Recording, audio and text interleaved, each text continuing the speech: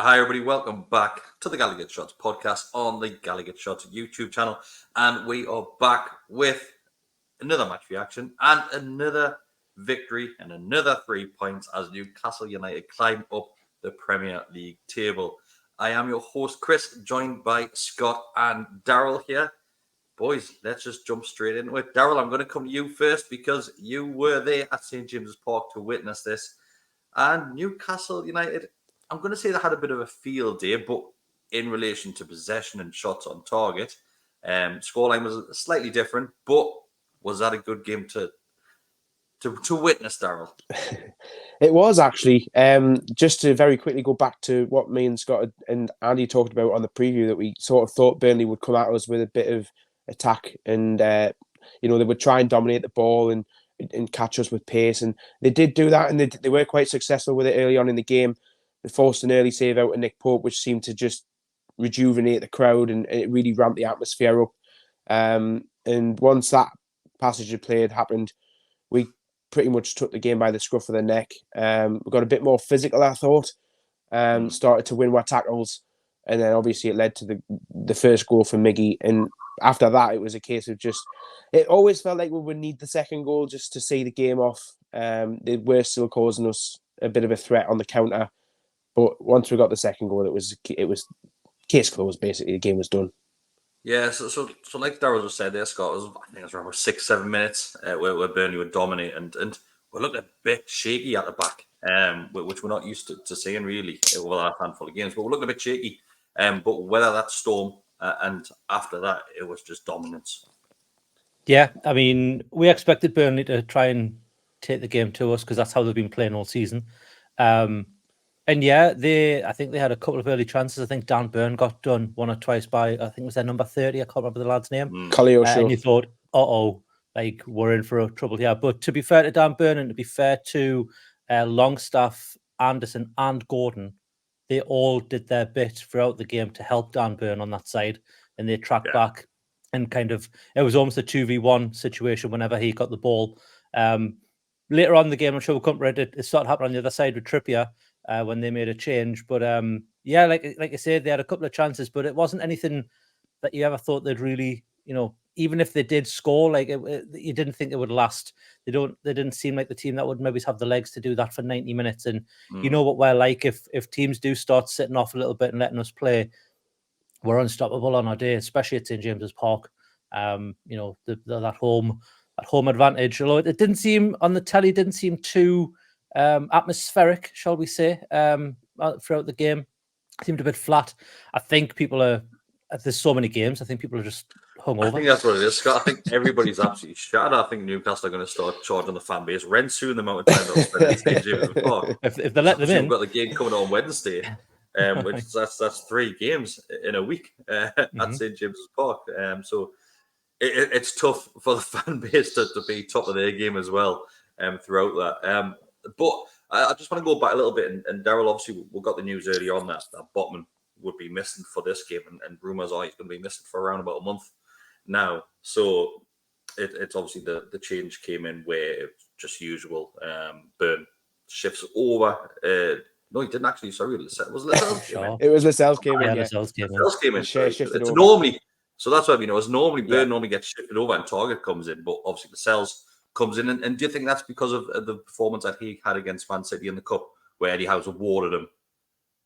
Yeah, absolutely. I mean, he was really, really good against Man City in the Cup. And to be fair, I know you mentioned it on the reaction to the game, but I thought Paul Dummett was excellent in that game as well. And he was quite rightly rewarded for that performance. And again, he didn't really put a foot wrong against Burnley yesterday. And I think it really puts us in good stead. Like, if you'd have said at the start of the week that actually Botman would be injured and then miss a month, you'd be threatened because of the amount of games and the quality of the opposition that we're going to have coming up when you think about PSG midweek. But it's really filled me with a bit of confidence that we might actually be okay in missing Botman for midweek. And I know that PSG will cause all sorts of issues, and this isn't the PSG preview, but you would have been worried.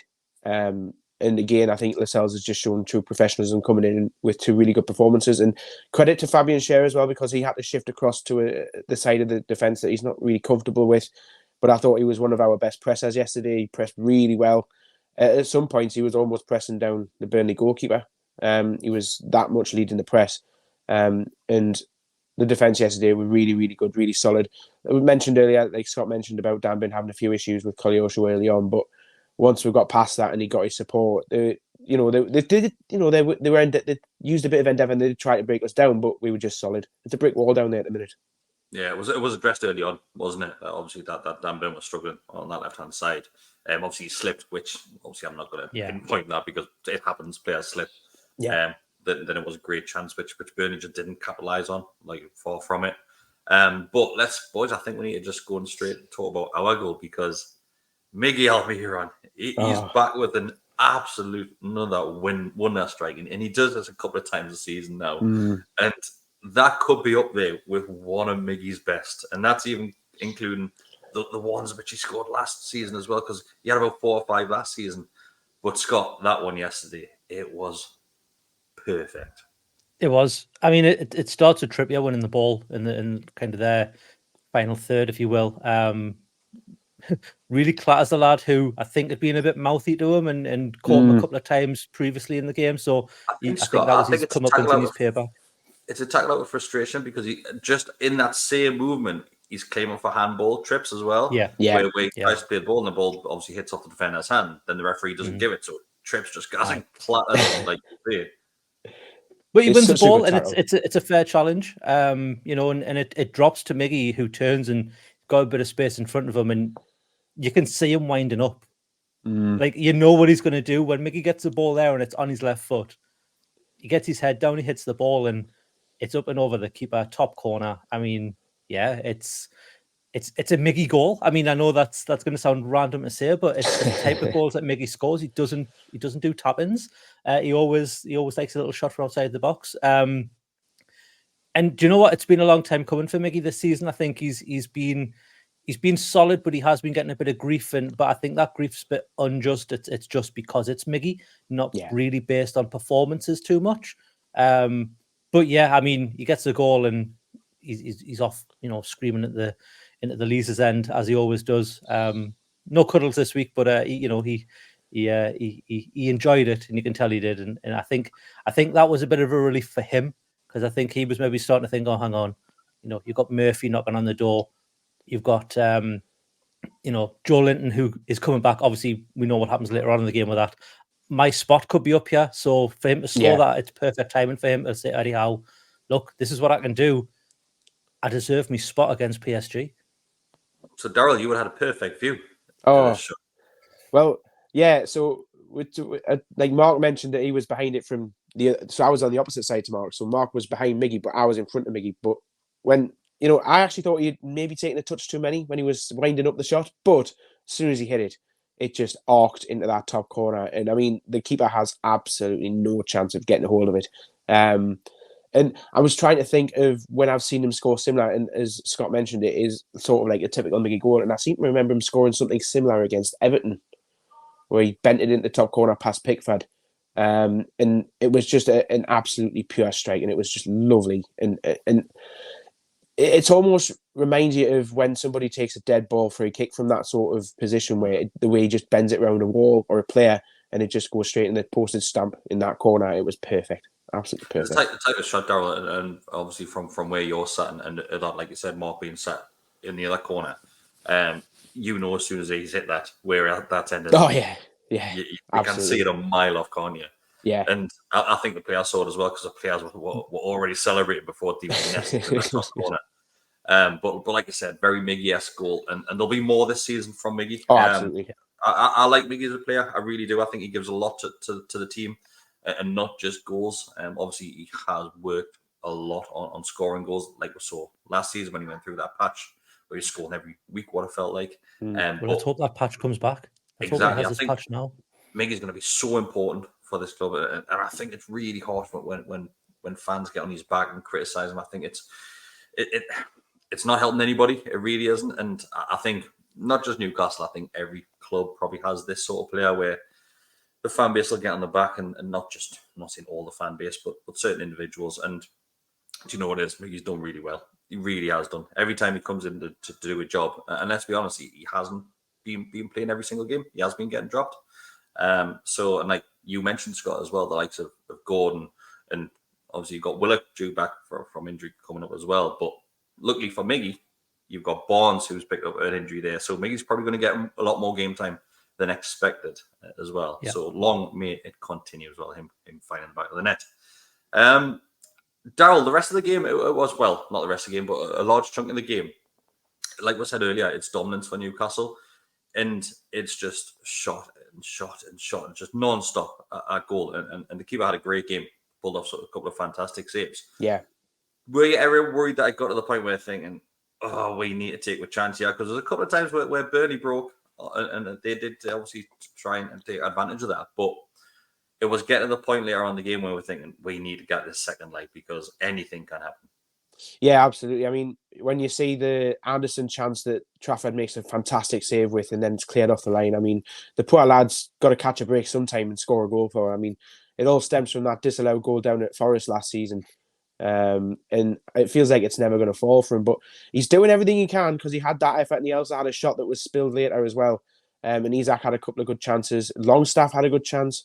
And I have to say, some of his play in the build-up to some of those chances in the first half towards Elias was absolutely fantastic. Putting a couple of great balls and probably a standout player in the game, to be fair. It was Longstaff's cross for the diving header from Anderson, wasn't it? Yeah, it was, yeah. And I think it was. You're right. It's sort of, when we got to half-time, it was a case of we probably could do with having a second goal. We probably should have got one before then. The Isak chance where his first touch just let him down. It felt like it wasn't going to come, and it was always going to be a case of the way that Burnley play, that the threat was there on the break and that they might just nick a one back. And I think, to be fair, Daryl, the amount of balls that Trips delivered into that box where players just were just half the face off. Yeah, they were so close. There was so many close chances to get onto the end of those balls, as you say.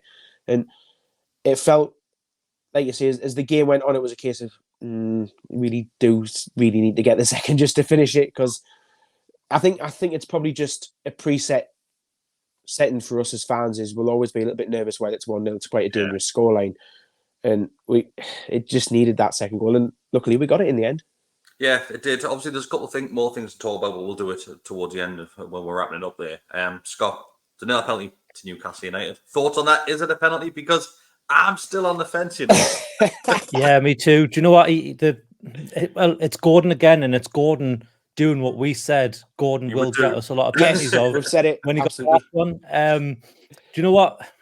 It's a weird one because obviously the player does get the ball, but he also clatters into Gordon. Mm-hmm. So it's one of them 50-50 ones where I think if the referee... Can we use the word clatter, Scott? Well, he goes through Gordon, shall we say. But had the referee not given a penalty, VAR doesn't overturn that. I think it's one of those ones where, you know, the initial decision is not clear and obvious as an error. So, you know, it's really down to the... But, I mean, the referee was shocking all game, to be honest. But I'm sure we'll touch on that. But, yeah, I mean...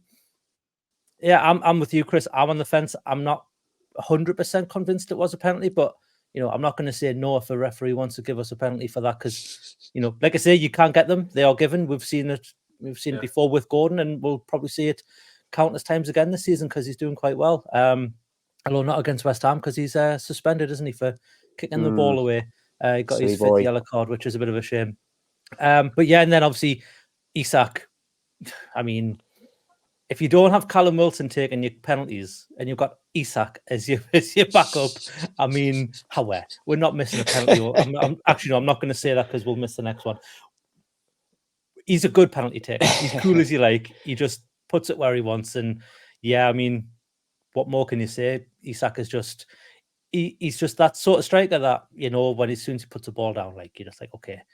Do you know what it is? And Daryl, we'll talk about the competition which Wilson and Isak have going on with each other. And if you just look at the penalties, Wilson likes to smash his penalties in the top corner, very Shearer-esque. But then on the other hand, you've got Isak that just calm as you like. He just glances that ball and it doesn't even lift off the turf. It just glides in one of the corners. He's as cold as ice, isn't he? Oh, he is. Honestly, the keeper's got no chance because he just waits till that last second before he connects with the ball. And the keeper's already gone.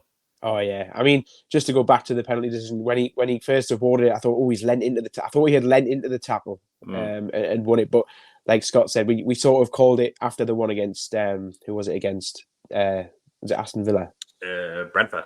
Brentford, yeah. So we called it after the one against Brentford that it wouldn't be the last time he won us a penalty like that.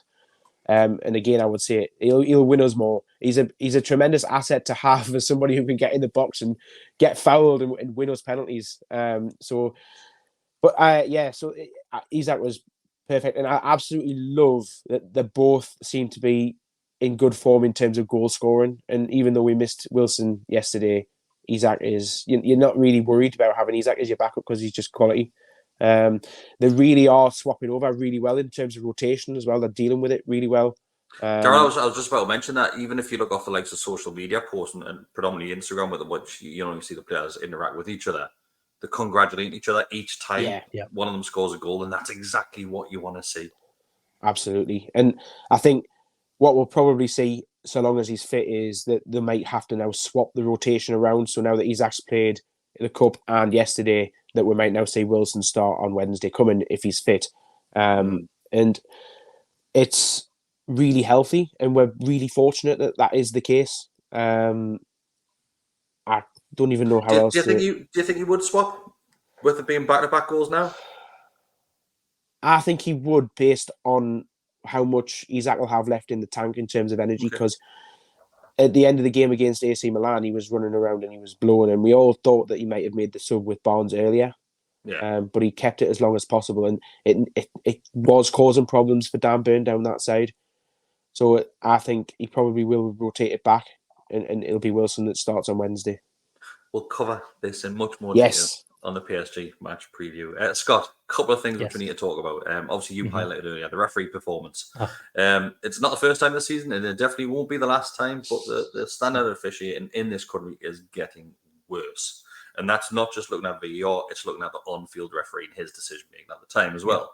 There was a moment in the game, that one which highlights for me is the Burnley player off the field, completely beyond the lines, off the field, and Newcastle are trying to take a throw in, I believe it is.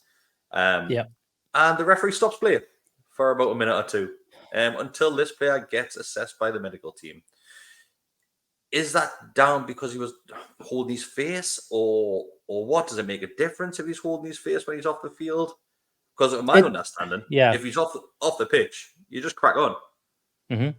Yeah, I mean, that's exactly what it is. I mean, I don't know if it was a head injury or not in terms of like the actual foul or whatever happened, or the challenge. But yeah, he's holding his head, and we've seen it a few times this season against us and on other games as well, where a player will go down and they'll just hold their head even though it's got challenges nowhere near, and the referee buys it.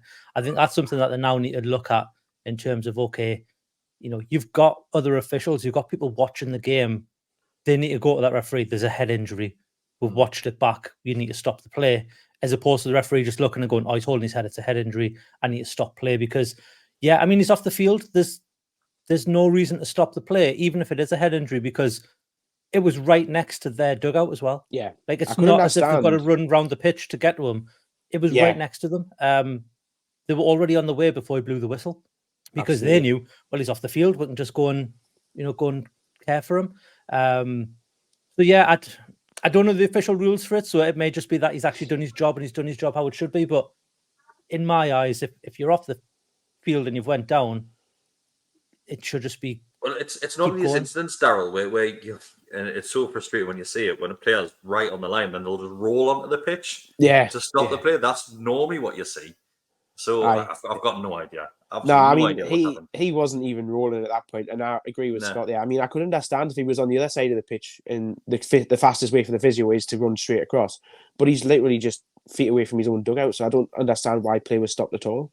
The only thing I can think of is because the ball was already out of play, so the play had already stopped. So then he's like, okay, well, we'll do that, but we wanted to take the quick throw in, and like I say, he pulled it back. And then there was another instance later on. Gordon wasn't happy like that. The referee. Yeah. I mean, I was going wild. I was sat myself. I'm going, he's off the pitch. What are you doing? He's off the Stacey, my partner's looking at us going, what? I don't understand. But, it's a weird one. And then like I said later on, I think it's Isak gets a pull of the shirt, and I've noticed that quite a lot in a few games. Pull of the shirt. I think he's trying to wear the shirt, Scott. Well, it wasn't as bad as Dan Burns for his goal against Sheffield United, where he's dragging the player halfway across the pitch. But yeah, but he gets free and he's got the ball on the edge of the box. And you're thinking, oh, he's played advantage, and he pulls it back.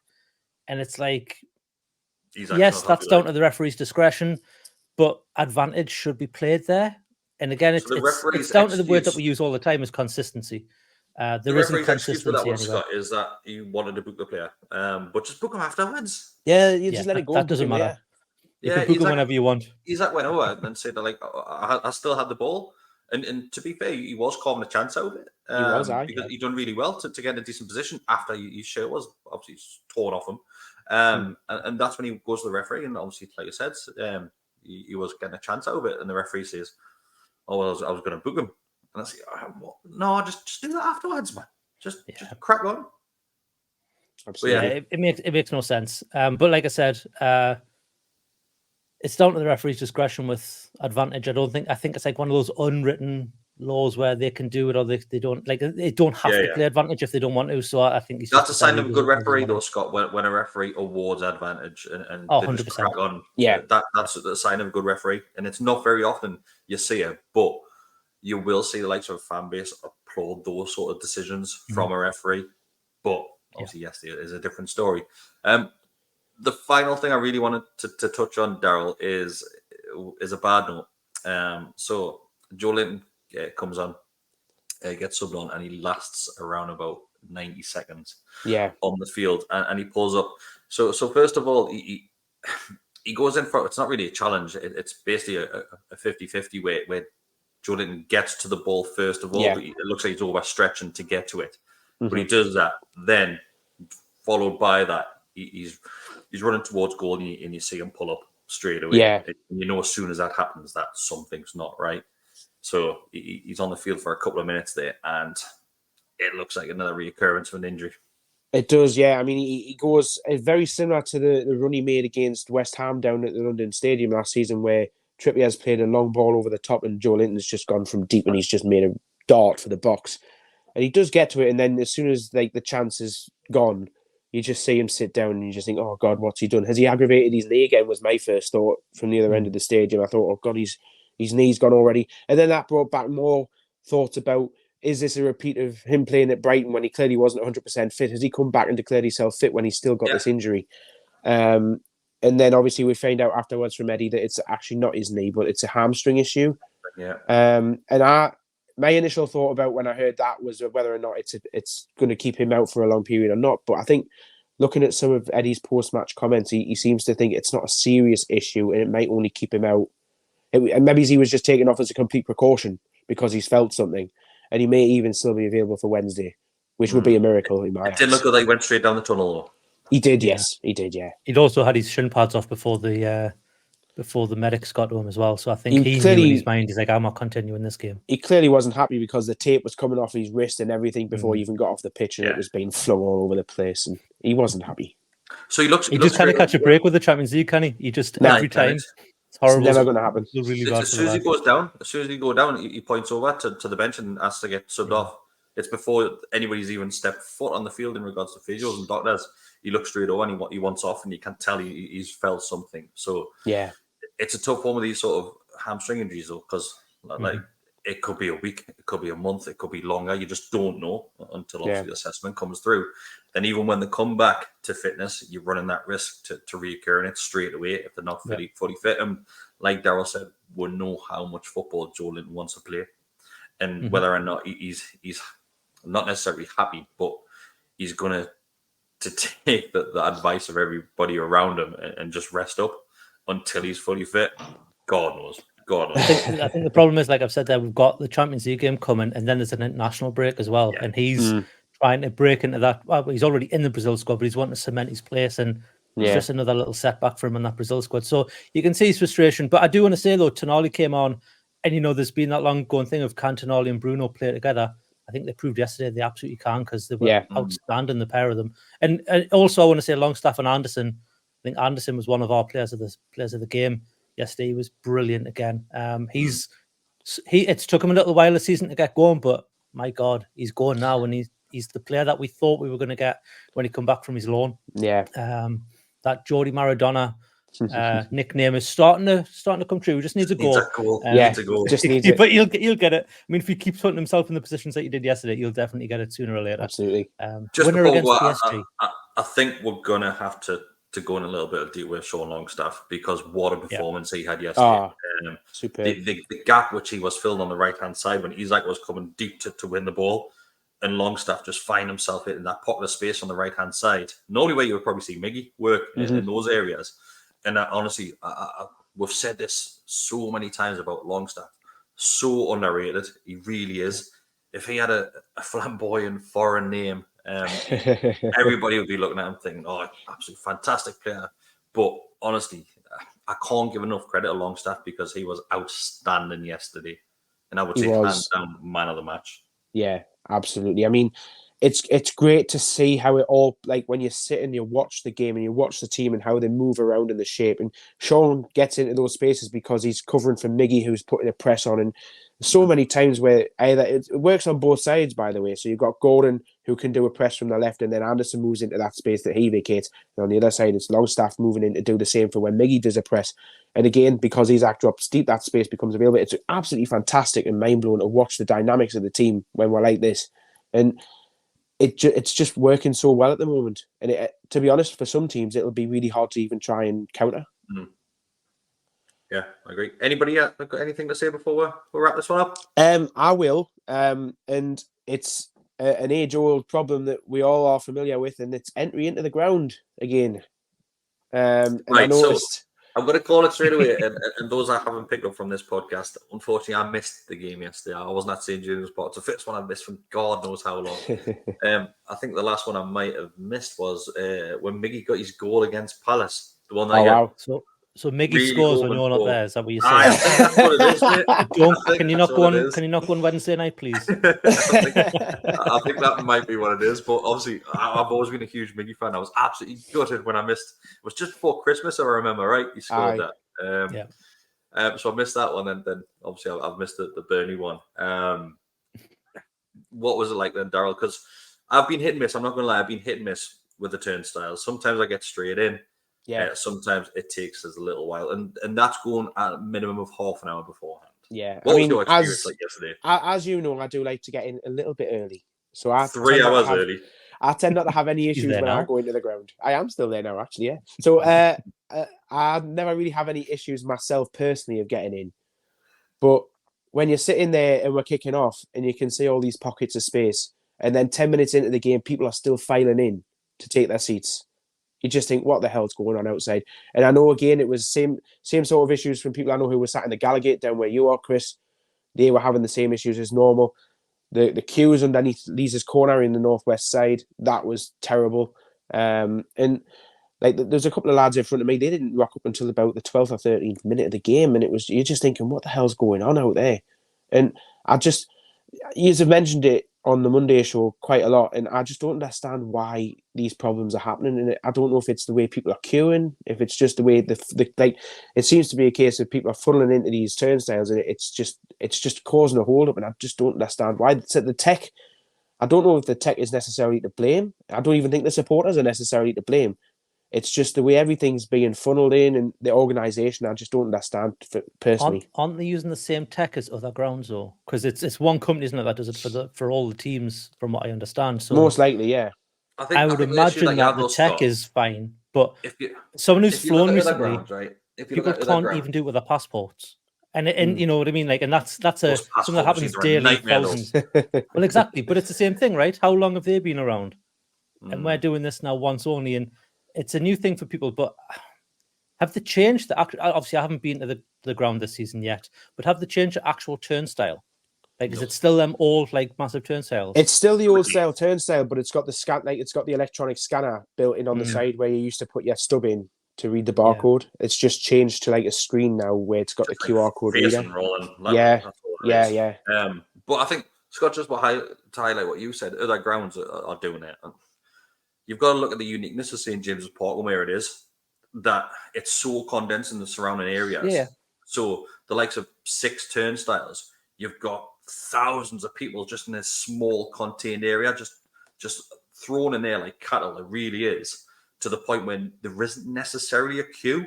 it's just 6 A crowd of people. starts of a queue, then it Yeah. just goes into this cluster, and nobody has a clue what's happening. So I think a lot of it's look at the draw. If you're standing to a certain side, you'll probably just sneak into one of the turnstiles. But if not, you end up all of a sudden you're 50 people deep in this queue, and you've got no idea. And I think that's the issue.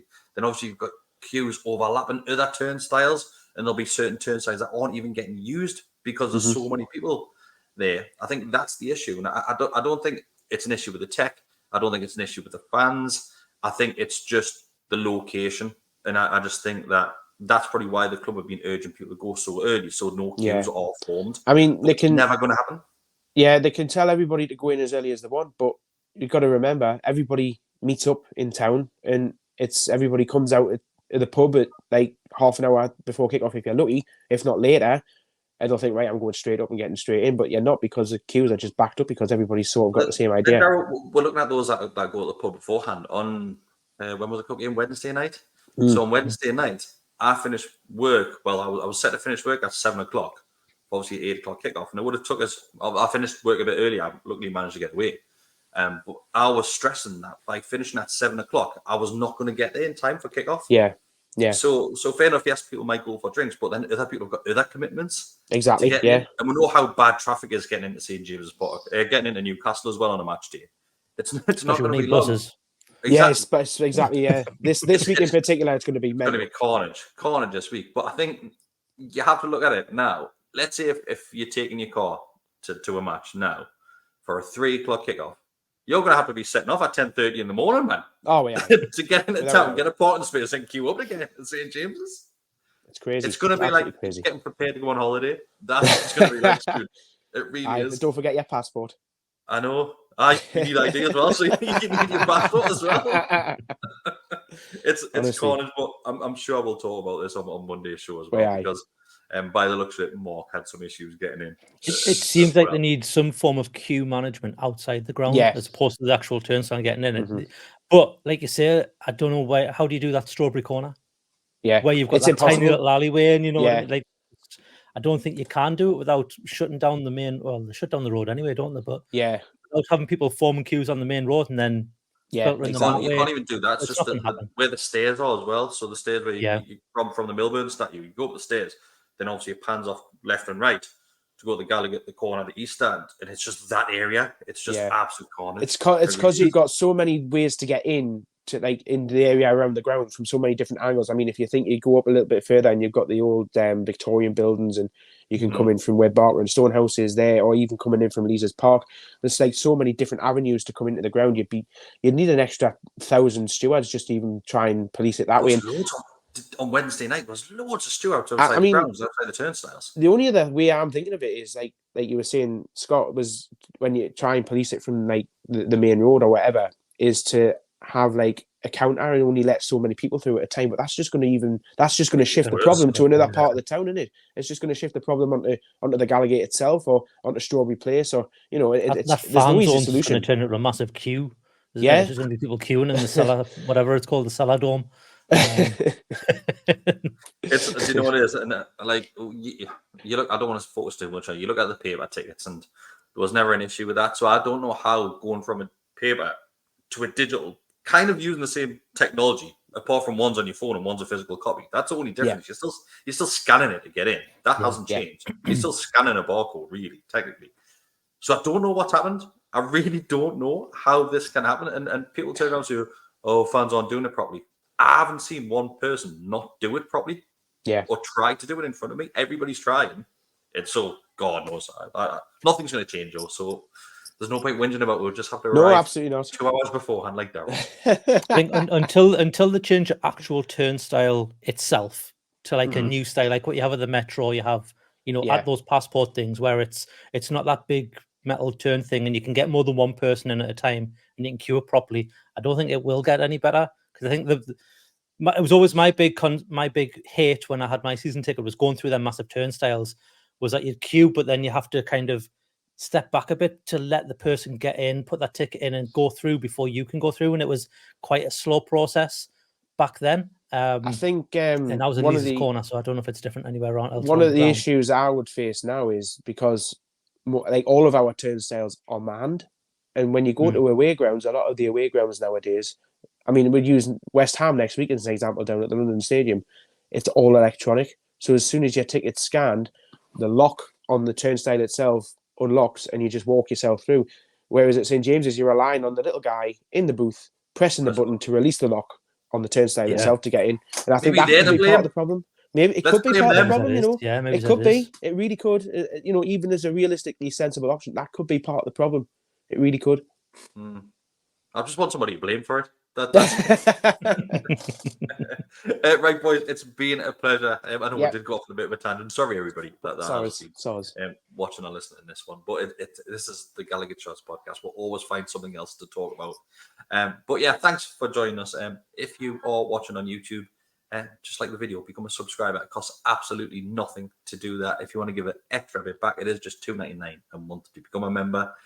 You get early access to video, you get extra content, and you get access to the Telegram group, which is basically a messenger service, and you also get access to the Discord group as well, Scott, which you have been running, which is all thing gaming and things like that, which is obviously going to be picking up now with the new EA24, whatever the hell it's called. What's it called? EA24? It's still FIFA. It's still FIFA. Until FIFA bring out their own FIFA, which won't happen this year, it's still FIFA. It's still FIFA. And what else have we got coming? Obviously, be jam-packed again this week. We'll have previews for the Champions League game. Is Kenny Chatter back this week? Should be back this week, yeah. We're all back from our travelling, and Harry's got a job that he can work decent hours, so no problem. So Kenny Chatter will be back. Mondays, Always Smiling Faces podcast. I think we've got a full house again, so all 4 lads will be on there as well. But yeah, plenty more stuff to come, so stay tuned. Okay. Thanks, everybody. See you later. Bye.